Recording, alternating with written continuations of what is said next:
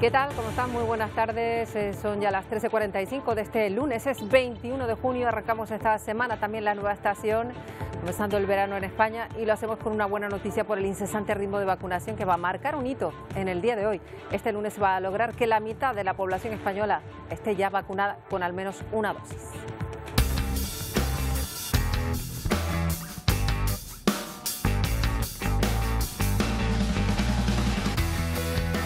Y esta situación allana el camino, desde luego, hacia el objetivo de tener al 70% de la población vacunada a final de julio, como se marcó el Gobierno.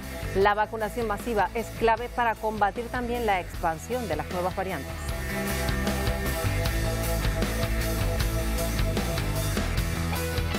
Bueno, son datos esperanzadores, ya decimos, para arrancar semana y sí, además con una campaña de vacunación que, como decimos, va a muy buen ritmo. Así es, Marta. Hoy, como bien dices, España lograría que la mitad de su población tenga al menos ya una dosis de la vacuna contra la COVID-19. Si hablamos de pauta completa, sería algo más del 30%, unas 14 millones de personas, pero hay más noticias buenas porque España sería el primer país europeo en lograr que la población mayor de 80 años esté vacunada al 100%. Bueno, y quedan también solo 5 días para que en España la mascarilla deje de ser obligatoria. En exteriores se va a hablar mucho de este asunto esta semana. Nos sumamos así a una larga lista de países europeos que ya han dado el paso de retirar esa medida para controlar la pandemia. Elena Díez, cuéntanos. España da un paso más hacia la normalidad al retirar el uso obligatorio de la mascarilla en exteriores, una medida que puede suponer un importante paso para la reactivación económica, aunque ojo, si sube el número de contagios, la mascarilla volverá a implantarse. Pues enseguida hablamos de este asunto y además les contamos que cientos de rosas rojas llenaron la conocida playa de Copacabana en Río. Todo un símbolo, lo hicieron justamente el domingo cuando en Brasil pues se convertían en el segundo país que supera las 500.000 muertes por COVID después de Estados Unidos. Una situación que muchos ayer atribuían directamente a la gestión del presidente Jair Bolsonaro. Y otra de las noticias del día que les contamos, Pedro Sánchez, que va a proponer mañana mismo en Consejo de Ministros aprobar los indultos a los líderes independentistas del Procés. Lo anunció, ya decimos, esta misma mañana en una conferencia ante 300 representantes de la sociedad civil catalana. Argumenta que estos 9 indultos son un mecanismo que van a mejorar la convivencia en Cataluña. Y una gran tragedia que ha golpeado el estado norteamericano de Alabama. Las fuertes tormentas han dejado varios fallecidos, 10 en un solo accidente de tráfico en la carretera, muy afectada por las lluvias que ven. Una camioneta, otro vehículo chocaron 9 niños de un centro de acogida y un adulto perdieron la vida. Y las autoridades japonesas permitirán la asistencia de hasta 10.000 espectadores en los estadios de los Juegos Olímpicos de Tokio. La decisión fue anunciada hoy mismo por los organizadores. Reservan la opción de celebrar competiciones a puerta cerrada en caso de repunte de contagios y no va a poder haber público procedente del extranjero.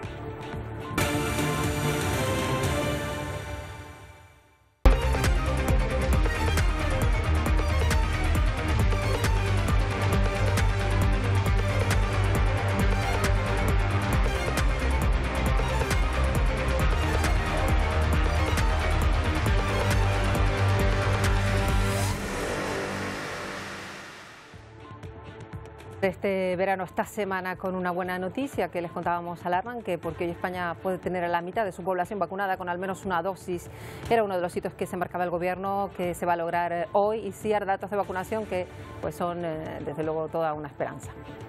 Una esperanza, Marta, y que muestran cómo estamos llevando un buen ritmo de vacunación. Como bien dices, hoy nuestro país lograría que más de una mitad de la población ya esté vacunada con al menos una dosis. En términos de pauta completa, supondría que 14 millones de personas, un 30% de la población, esté vacunada con ambas dosis. El próximo hito, que 25 millones de personas estén ya vacunadas a mitad de julio. Pero también hoy tenemos otra buena noticia, porque España se convierte en el primer país de Europa en inocular al 100% de la población mayor de 80 años. También hoy, por las distintas comunidades y ciudades autónomas, se distribuirán más de 1,6 millones de dosis de Pfizer. Sin duda, el gran objetivo del Gobierno, llegar a finales de verano con la inmunidad de grupo, esto es, el 70% de la población vacunada, unas 33 millones de personas. Pues han visto que avanza la vacunación aquí en Canarias también esta semana. Además se abre ya ese grupo de las personas a partir de 30 años. 278.000 personas de hecho lo conforman en Gran Canaria y en Tenerife. Por lo pronto ya comienzan a vacunarse las personas de este grupo hoy mismo. En el resto de islas habían empezado con las vacunaciones de ese grupo de edad antes. Hay un 6% con al menos una dosis.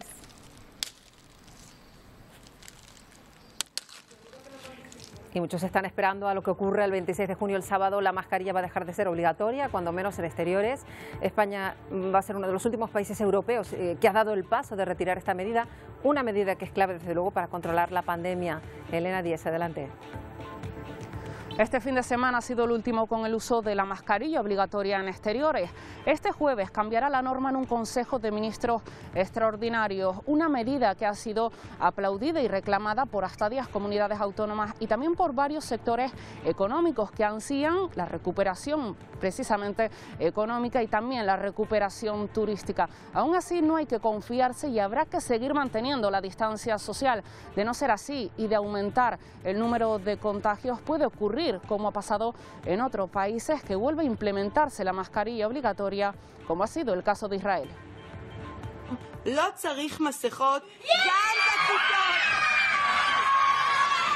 la alegría de los niños de un colegio de Israel al eliminarse la obligación de llevar mascarilla, y también era la alegría de los mayores.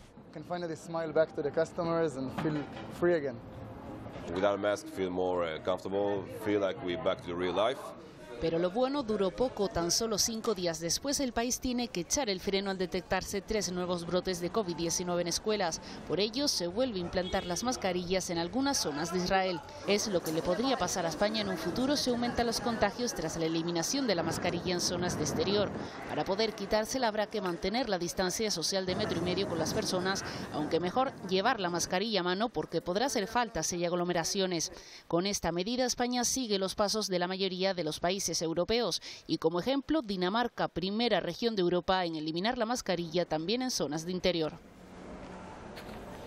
Pues ya han visto lo que pasó en Israel. Marcha atrás, los niños vuelven a ponerse mascarillas en el cole, y en México, donde corresponden estas imágenes, han solo pasado pues 2 semanas con aulas abiertas, pero no van a volver a verse estas imágenes en un tiempo porque han vuelto a suspenderse las clases presenciales en los colegios públicos de la capital porque han aumentado los casos positivos y esto ha provocado la activación del semáforo amarillo en esta zona. Bueno, hay muchos expertos que están preocupados por lo que pueda suponer en España la retirada de las mascarillas en el exterior. Temen un aumento de los contagios. Hay otros que aseguran que no ven peligro en retirarlas en exteriores, eso sí, a partir del sábado.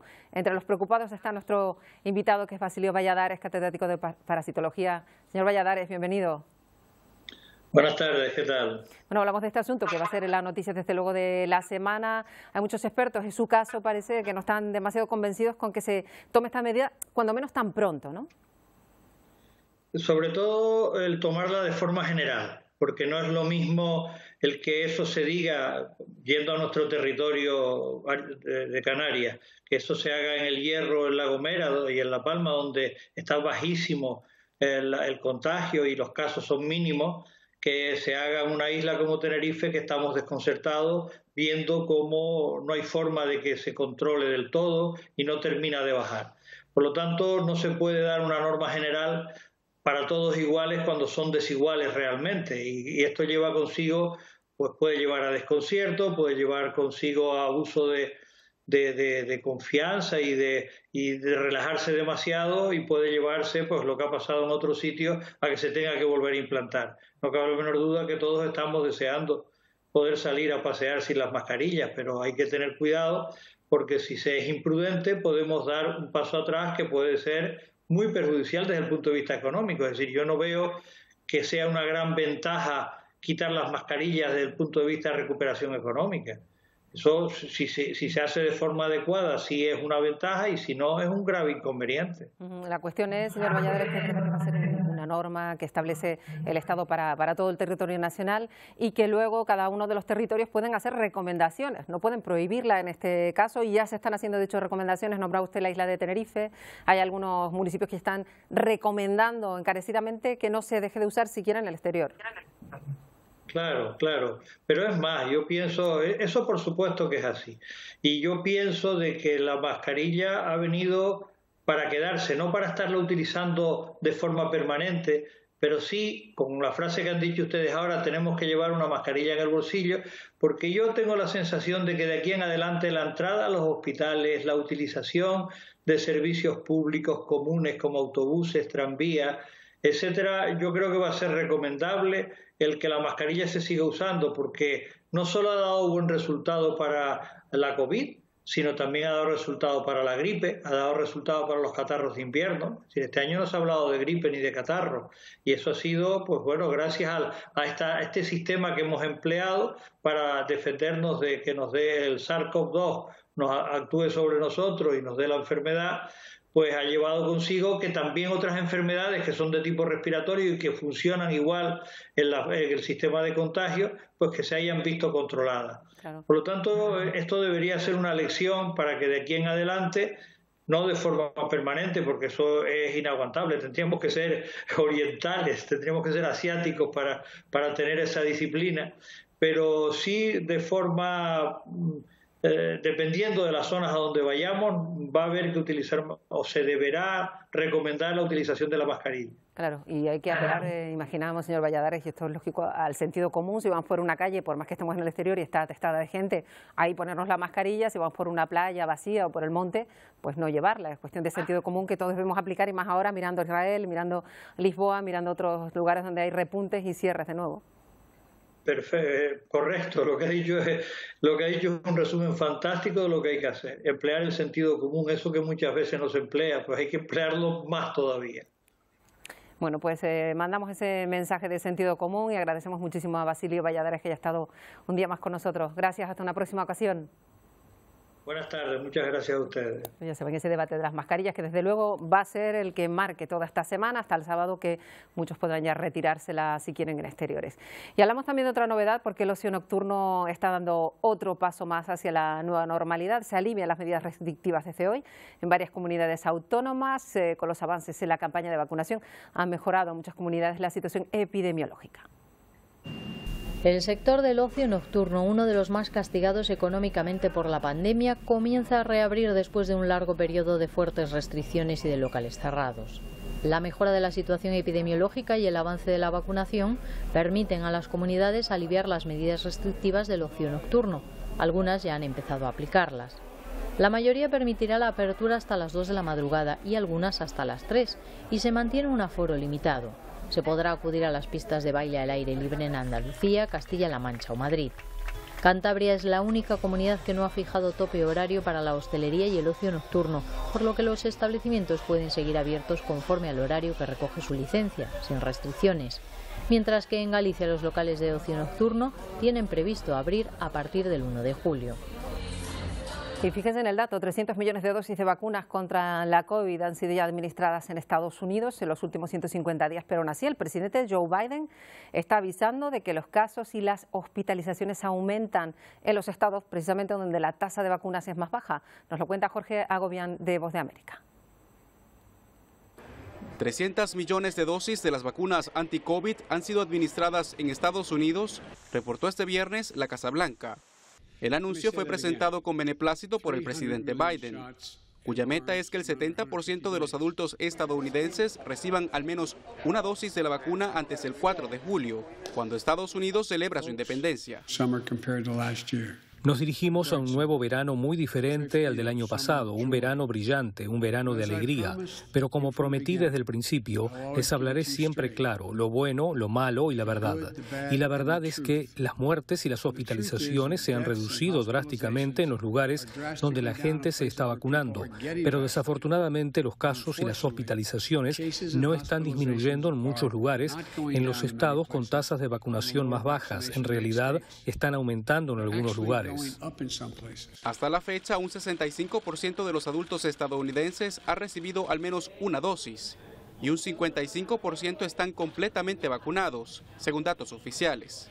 Pero la mayoría de quienes aún no han sido inmunizados probablemente no lo hará, según lo reveló una encuesta de alcance nacional realizada por la agencia de noticias AP.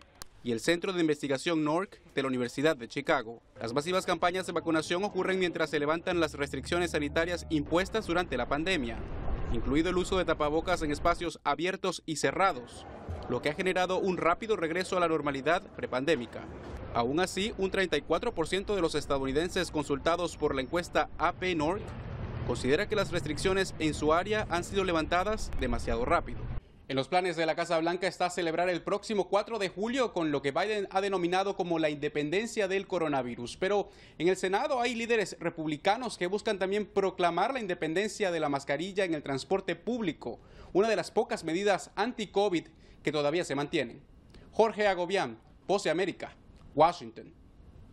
Bueno, y en China se acelera el plan de vacunación. En Wuhan, el epicentro de la pandemia, las autoridades centran sus esfuerzos ahora en la población mayor de 18 años. Hasta el momento, en esa zona centro del país se han administrado 14 millones de dosis, 1.000 millones de vacunas en todo el país. En Wuhan, hasta el viernes, el 30% de los residentes habían recibido al menos una dosis, según datos que aporta la Comisión China de Salud.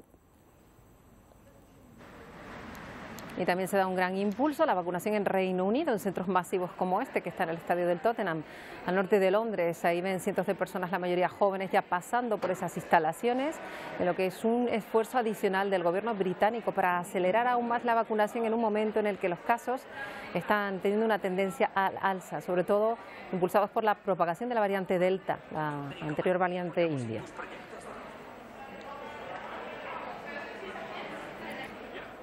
Bueno, y en California, estado fronterizo con Estados Unidos, la población va a recibir la vacuna monodosis de Johnson & Johnson. Estas vacunas fueron donadas por Estados Unidos dentro de su campaña de inmunización y para evitar posibles rebrotes en la frontera estadounidense. A sus 18 años, Martín ya recibió la vacuna contra COVID-19, pero no lo hizo solo, acudió con sus compañeros del restaurante donde trabaja. A pesar de que algunos jóvenes dicen tener buena salud como él, resalta la importancia de que todos reciban la inmunización. No, si se tienen que vacunar, ¿cómo que no les va a pasar nada? Si nadie es inmortal aquí, tienen que vacunarse. El Museo del Trompo fue habilitado por primera vez como punto de vacunación, aunque fue exclusivamente peatonal. En grupos de amigos, familias o parejas acudieron este jueves por motivos diferentes, pero el objetivo es sentirse seguros. Se supone que tendríamos que ver nosotros hasta el 2022, ¿no? Hasta el próximo año. Es muy bueno que ya tengamos nosotros la vacuna y creo que sí es mucho por la urgencia de abrir la frontera, ¿verdad? Eso nos beneficia mucho a nuestro estado. Ahora sí que ya quiero cruzar, tengo familiares allá y quiero visitarlos. Yo ya quería que empezara la vacunación. Soy psicóloga, entonces trabajo con niños chiquitos. Entonces sí, era muy necesario. De acuerdo a personal de la Secretaría de Salud del Estado, la unidosis de la vacuna Johnson & Johnson está garantizada para todo el sector poblacional de 18 a 39 años y será por lo menos hasta este fin de semana, cuando se estén aplicando en distintos puntos del estado de Baja California. Y en Panamá preocupa el cambio de perfil de los pacientes que están ingresando a día de hoy en las unidades de cuidados intensivos. Ahora son más jóvenes cada vez y reiteran la necesidad allí de acelerar el proceso de vacunación, sobre todo a la población de riesgo. En las últimas semanas se ha visto un incremento de personas jóvenes que han requerido hospitalización tras enfermarse de COVID-19. Para el médico intensivista Augusto Hernández, este es uno de los factores que ha cambiado en la pandemia, la edad de los pacientes graves. Los pacientes que están llegando a los hospitales son pacientes ya más jóvenes entre 40 y 60 años, en ocasiones menores de esas edades, de 30 años. Algunos de ellos con enfermedades, otros sin enfermedades. Explicó que la evolución de la enfermedad es igual, aunque la presencia de las variantes la hace más contagiosa, y que muchas mujeres jóvenes han estado ocupando las salas y UCIs. Probablemente hay un componente de ansiedad mucho más importante en los jóvenes, porque son jóvenes que tienen gente que dependen directamente de ellos, que son las cabezas de familia en muchas ocasiones, entonces el componente de ansiedad asociado es muy importante. El grupo que más nos llama la atención es el de 20 a 39 años, donde están ocupando el 40% de los casos. El mayor número de casos hospitalizados que tenemos nosotros ahorita mismo es la población de 40 a 59 años. Se ha invertido, se está rejuveneciendo el COVID en Panamá, pues está afectando a edades más tempranas. Exhortan a la población a vacunarse y a continuar con las medidas de protección como la mascarilla, el distanciamiento y el lavado de manos. Esta es la playa de Copacabana en Río de Janeiro, en Brasil, con cientos de rosas rojas en la arena en recuerdo al 500.000 de brasileños que han muerto durante toda la pandemia. La iniciativa la impulsaron voluntarios de La Paz, que también bordaron en tela muchos nombres de las víctimas, todo en medio de la segunda ola en el país, que puede ser aún más letal, según los expertos, debido a la demora en el proceso de la vacuna y la negativa del gobierno de Jair Bolsonaro a respaldar las medidas de distanciamiento social. Seguimos este repaso en Cuba porque allí se han dado a conocer los resultados de la vacuna Soberana 2 creada en el país y que ya está en fase tardía de ensayos en menores de 12 años. Los responsables del desarrollo de este suero dicen que está demostrado que tiene una eficacia del 62% con 2 de sus 3 dosis. Las cifras llegan cuando la isla está viviendo su peor brote de positivos desde que comenzó todo. Junto a este suero, Cuba tiene otros 4 en fase de ensayo clínico. Uno de ellos, el Abdala, también se está ensayando entre la población. Regresamos a España porque el Hospital 12 de Octubre ha utilizado con éxito un pulmón artificial para la recuperación de un paciente COVID en un estado muy complicado. Es David, reencontrándose ya con su familia después de meses ingresado en estado grave, y ha sido posible gracias a ese equipamiento ECMO que le ha oxigenado la sangre tras pasar por un circuito externo, un tratamiento que ha demostrado ser eficaz para combatir el virus en las situaciones más complejas. 4 días que estuve en el hospital, que la máquina del aire me la pusieron. Bueno, os hablaría de otros asuntos porque según la ONU, a finales del año pasado, más de 82,4 millones de personas se vieron obligadas a huir de sus hogares, el 40% menores. Las razones para escapar: guerras, persecuciones, abusos contra los derechos humanos. La mayoría de estos casos, el 70%, se concentran en Siria o en Venezuela, también Afganistán o Sudán del Sur y Myanmar. Por contra, se espera que la cifra de refugiados aumente ante el origen de nuevos focos de tensión, por ejemplo, Tigray, al norte de Etiopía, o Afganistán, donde aumentará después de que las tropas internacionales abandonen la zona. En un año de COVID, en un año donde el movimiento era prácticamente imposible para la mayoría de nosotros, estábamos encerrados, confinados o bloqueados, 3 millones más de personas tuvieron que desplazarse por la fuerza. Decir que la única forma de abordar estos movimientos de población es construyendo muros o empujando a la gente al mar es moralmente despreciable o indescriptible. Son seres humanos. Y muchas de estas personas escogen la vía de la huida a través del mar rumbo a Canarias. 47 fueron trasladadas ayer hasta Arguineguín.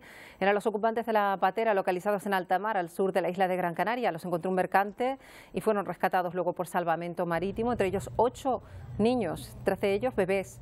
Varios de los migrantes llegaron en mal estado de salud y 7 tuvieron que ser trasladados hasta el hospital.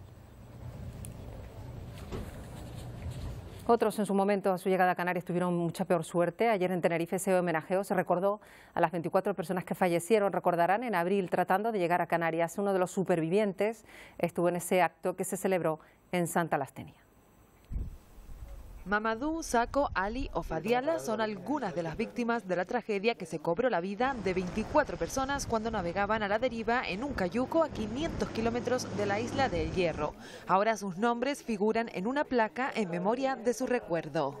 Sí, enterrado aquí y 9 en el cementerio de Igueste, en el Canelaria. Vamos a dejar otra placa ahí, con los nombres y los apellidos que hemos conseguido entre familiares y supervivientes, para decir a la gente que muere en la gruta son personas, no son números. Más de 40 personas se han concentrado frente a las tumbas para rendirles homenaje según la costumbre y tradición musulmana. Nuestra costumbre no así, nuestra costumbre siempre se lava los cuerpos, se hace una preparación y después del entrenamiento se hace en tierra. Un emotivo acto en el que, tal y como reza en la placa, se rinde homenaje a todas las personas que un día abandonaron sus hogares en busca de una vida mejor, huyendo de la guerra y buscando la libertad. Pues este drama de la migración lo ha vivido en propia piel nuestro invitado de hoy. Hace unos días el emprendedor y escritor Ousmane Oumar regresó precisamente hasta el punto de la costa, a donde llegó en patera con solo 17 años, a Fuerteventura. Son imágenes que captaban nuestros compañeros el 15 de diciembre de 2004, cuando precisamente Ousmane Oumar pisaba la costa de Fuerteventura, a la que llegó tras un peligroso viaje en patera. Es el momento, y les decimos, cuando llegó hace 17 años, después de un viaje de años desde Ghana, su país de origen. Como les decimos, hace unos días pudo regresar a Canarias, a Fuerteventura, para contar su experiencia y para hablar de los 2 libros que ha publicado, Viaje al País de los Blancos y Desde el País de los Blancos. Y un día más tenemos la suerte de hablar con él para hablar de inmigración, un problema en cuya solución está volcado y trata de aportar soluciones en la medida de lo posible. Ousmane Oumar, bienvenido un día más. Muchísimas gracias por vuestra disposición y esta gran oportunidad de poder dar voz a tantas y tantas personas que por desgracia hoy no lo tienen, y gracias a vosotros podemos hablar en nombre de todas aquellas personas. Efectivamente, ahora que has podido regresar a casa, reflexionar un poco, ¿qué experiencia te llevaste de esa vuelta a Fuerteventura? Te veíamos en las imágenes pisando la lava que pisaste en su momento hace tanto tiempo. ¿Qué te supuso personalmente? La verdad es que fue unas emociones, unos sentimientos de agridulce, dolor, recuerdos de pena, y realmente emocionalmente no fue fácil volver a pisar justamente aquellas costas donde aterrizó mi patera hace 16, 17 años, en ese momento, recordando que los otros compañeros que iban en las otras pateras desgraciadamente no tuvieron tanta suerte y ahogaron todos muertos, sin contar con el primer intento donde mi mejor amigo Musa también falleció junto a más de 80 personas más. O sea que realmente volver a aquella Fuerteventura fue realmente descubrir, o sea, de alguna forma destapar una herida que ya tenía, y fue emocionalmente un poco difícil para mí, pero orgulloso de haberle hecho, y siempre, sobre todo ver que cada vez más hay muchísima gente involucrado a ayudar y a tender la mano a tantas personas que cada día llegan a las costas de Canarias, y sobre todo las mejoras que se han logrado, que al menos ya no les llevan enmanillados como yo lo tuve que hacer en su momento. Claro, eso es un cambio sustancial, y la verdad es que duele decirlo, que se les llevara incluso pues atados de las manos, de circunstancias que han cambiado afortunadamente en todo este tiempo. Sí. Y también la forma de trasladar el mensaje, que es en forma de esperanza. Tu mensaje es positivo porque, pese a lo terrible de tu viaje, acabaste con una buena historia que contar y con un trabajo que te ayuda además a evitar que las personas, a ayudar a estas personas de tu país no se embarquen en ese viaje tan peligroso. Por supuesto, es que a veces me da mucha pena ver que hace más de 30 años que llegó el primer cadáver en las costas de Canarias, según el diario El País, ¿no? Y hoy usted mismo está diciendo que ayer llegaron 24 cadáveres, y justo estaban otros compañeros, 40 personas, homenajeando a estas personas con placas, etcétera, etcétera, ¿no? 30 años más tarde no llega uno, 24.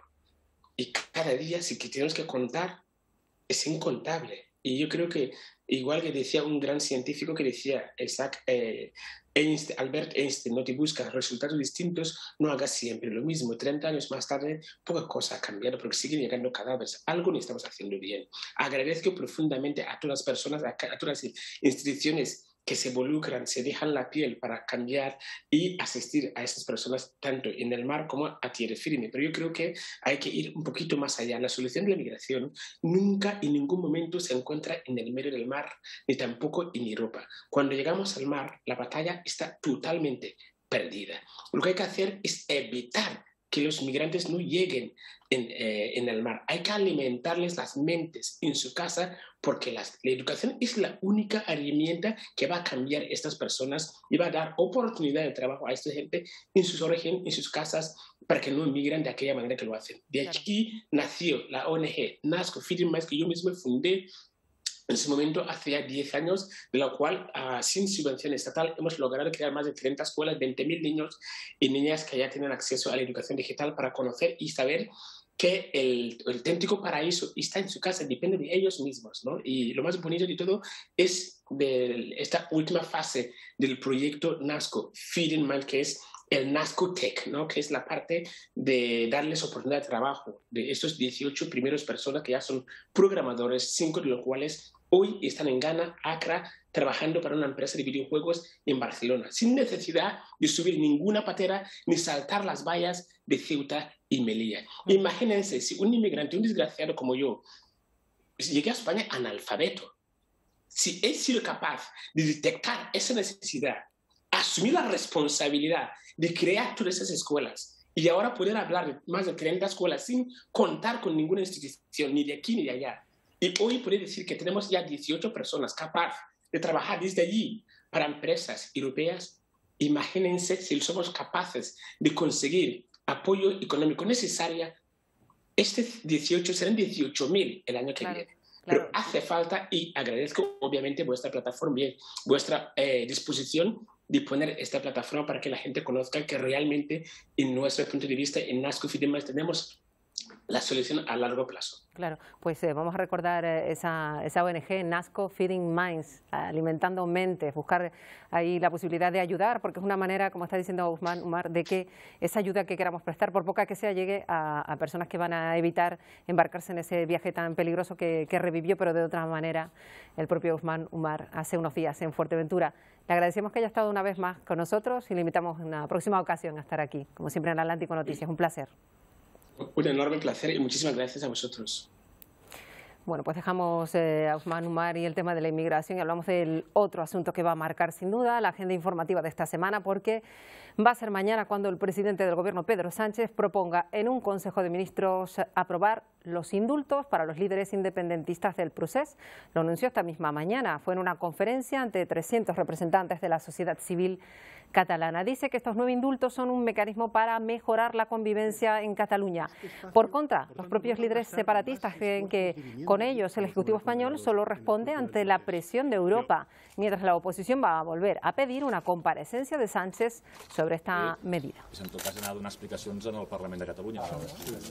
Y en la balanza de las decisiones políticas, el futuro debe importar mucho más que el pasado. Por eso, aun comprendiendo los motivos del rechazo, el Gobierno de España ha optado por abrir paso a la reconciliación, al reencuentro. Con este acto sacamos materialmente de la cárcel a 9 personas, pero sumamos simbólicamente a millones y millones de personas para la convivencia. Miramos ahora a Etiopía porque acuden allí hoy a las urnas en unos comicios nacionales y regionales en un marco de guerra como la que se vive en Tigray, que les hemos contado, la violencia étnica en el país. Con todo, el primer ministro las califica como las elecciones más libres y justas de la historia de Etiopía. El primer test electoral al que se enfrenta el jefe del gobierno, que llegó al poder en 2018 y anunció que rompería con sus predecesores. Su formación, que se llama el Partido de la Prosperidad, es el que más candidatos tiene al Parlamento, es el favorito para ganar estas elecciones. Cita electoral también en Francia, que estuvo marcada ayer por una altísima abstención de un 70%. La primera vuelta de las elecciones regionales este domingo ha dejado a los partidos de la derecha, los republicanos y sus aliados, con un tercio de los votos. Según resultados provisionales, podrían mantener las regiones en las que ya gobiernan. Las formaciones de Macron y de Marine Le Pen caen en unos comicios, ya les decimos, de récord de abstención. Y la Unión Europea prepara sanciones económicas contra Bielorrusia por su deriva contra los derechos fundamentales, sobre los que se van a pronunciar esta semana los líderes precisamente de la Unión, que pueden afectar a su población. Lo ha anunciado el alto representante comunitario para política exterior, Josep Borrell.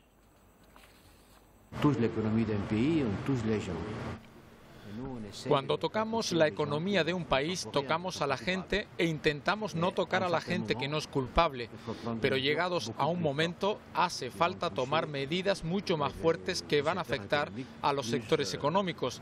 Al tocar la economía, tocas a la gente, pero el gobierno no cambia su actitud. La policía de Bélgica localizó ayer el cuerpo de Jürgen Konings, un militar ultraderechista antivacunas que estaba siendo buscado desde hacía un mes. La policía había lanzado una persecución masiva para este hombre de 46 años porque había salido de su casa el 17 de mayo con armas, con cohetes antitanques, y había amenazado al virólogo Mark Van Rast, el homólogo a Fernando Simón, para que se hagan una idea, por apoyar las vacunas contra la COVID. Su cuerpo fue localizado en un bosque donde se cree pudo quitarse la vida.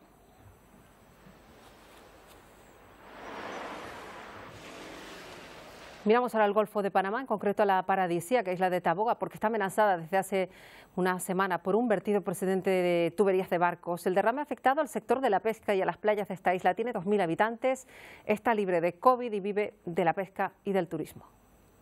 Hace exactamente una semana los pobladores de Isla Taboga se percataron de la contaminación en sus playas. Se trata de un material oleoso o aceitoso que para los especialistas en el tema lo más probable sea combustible. Toda esa área va a estar impactada a largo plazo por la contaminación de hidrocarburos, que no va a permitir que la vida marina que vive en esa parte del ecosistema se recupere a corto plazo.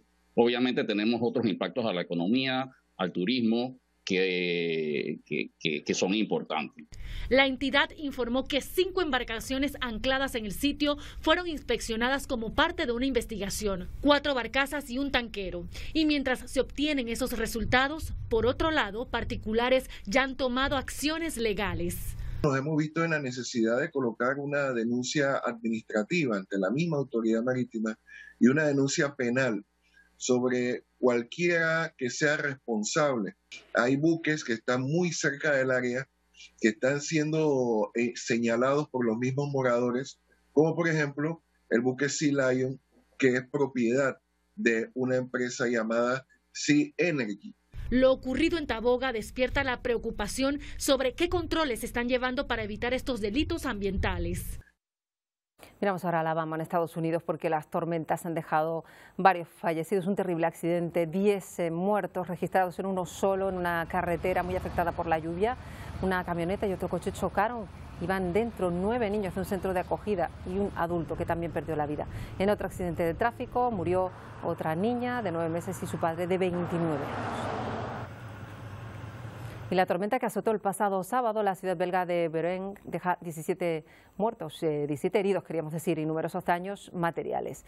Van a ver unas imágenes grabadas con dron que se pueden ver varias casas con los techos arrancados y los jardines llenos de escombros. El viento, aseguran, llegó a entrar en las casas rompiendo ventanas, arrancando puertas. El alcalde de la ciudad ha dicho que pensaban que se trataría de un pequeño tornado cuando finalmente pues, ya ven lo que ocurre. Y las autoridades de Japón van a permitir hasta 10.000 espectadores en los estadios de los Juegos de Tokio. Una decisión anunciada hoy, aunque reserva la opción de celebrar las competiciones a puerta cerrada en caso de que haya repunte.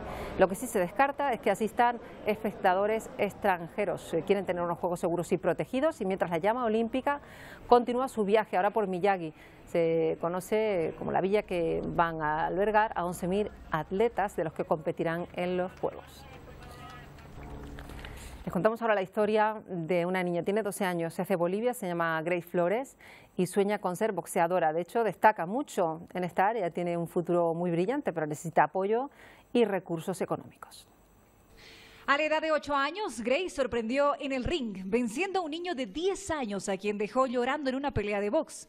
Desde entonces, su entrenamiento no ha parado. Mi sueño es traer medallas a Bolivia, cinturón y título.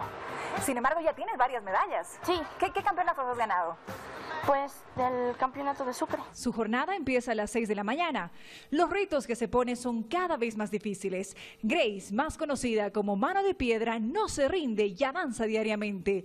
Enfocada en su sueño, quiere ser una boxeadora conocida en el mundo. Me decían la gente, porque una niña, mujercita, la van a golpear y va a ser tonta o sonsa, decían. Me permiten, yo les puedo mostrar las libretas, que las notas de ella desde que entró a practicar son de 95 para arriba. Esta boliviana oriunda de Sorata lucha en la vida, al igual que lo hace en el ring. Bueno, continúa el seguimiento a esa manada de elefantes tan famosa de China. Son elefantes errantes, llevan 2 meses viajando por todo el país, nadie sabe por qué. Y en un punto del trayecto una de las crías se ha caído al agua. Las imágenes muestran cómo el resto de elefantes adultos la ayudan a salir. Una cría de la famosa manada de elefantes errantes de China cayó a un estanque de agua profundo. El pequeño elefante luchó por salir, sin embargo, según los expertos, no corría ningún peligro. Las imágenes tomadas por drones mostraron cómo intentaba salir del estanque con la ayuda de otros elefantes adultos. Los observadores se mostraron preocupados por su caída. El personal de rescate estuvo observando de cerca al pequeño y explicó que no corría ningún peligro a pesar de la preocupación generada. De acuerdo con los expertos, expertos, el elefante no le teme al agua, ya que las madres suelen llevar a sus crías varias semanas después del nacimiento. La manada de elefantes asiáticos lleva 2 meses viajando lejos de su hábitat natural al sur de la provincia de Yunnan y según el trayecto parece que no tienen intención de regresar. Cuando llega esta fecha, la entrada del verano, justo en el punto del solsticio, hay un lugar mágico para vivir el cambio de estación, el conjunto prehistórico de Stonehenge en Inglaterra. Pero ese momento ha tenido que verse de nuevo de forma virtual por la pandemia. Así que los que se ocupan de este sitio en Wiltshire, en Reino Unido, han transmitido en vivo el amanecer en las redes sociales esta madrugada, brindando a los espectadores de todo el mundo una vista increíble, estuvieran donde estuvieran.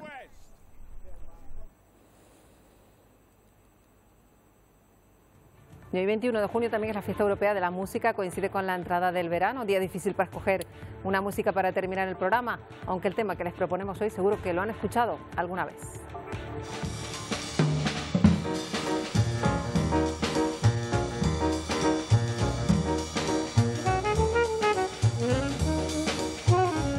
Take 5 del Dave Brubeck Quartet, una de las pocas piezas de jazz que fue éxito mundial, el single de jazz más vendido de todos los tiempos, y su autor cedió sus derechos a la Cruz Roja. La ONG obtiene una media de $100.000 al año por derechos de este Take 5. Nos vamos en nada, Telenoticias 1, hasta mañana.